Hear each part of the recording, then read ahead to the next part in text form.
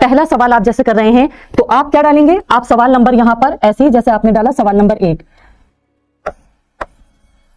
सवाल नंबर 1 ऐसे आपने उतारा, ठीक, पूरा सवाल उतार लिया आपने। उसके बाद जब आप आंसर लिख रहे हैं, आप समझ लीजिए आप उसमें से अलिफ लिख रहे हैं, तो आप यहां पर सवाल नंबर 1 में से मेंशन करेंगे कि आप उसका जुज अलिफ लिख रहे हैं। समझ में आया?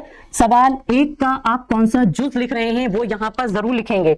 आपने अलिफ लिखा, उसके बाद अब आप आंसर में लिखिए। सबसे पहले अच्छे तरीके से आप हेडिंग डालिए जिसके बारे में भी आपको लिखना है। जैसे आपको मौरब के बारे में लिखना है तो आपने मौरब की हेडिंग डाली। अब आप लिख दीजिए जिस लफ्ज के आखिरी हर्फ की हरकत किसी आमिल यानी पेश जबर जेर देने वाले की वजह से बदलती रहे उसको मौरब कहते हैं। फिर मिसाल लिखेंगे जैसे रजुलुन अल किताबो अल कलमो, ये अल्फाज अगर फाइल इस्तेमाल हो तो मरफू हो जाएंगे, जैसे ज़हाबा रजुलुन कतबल वालिदो।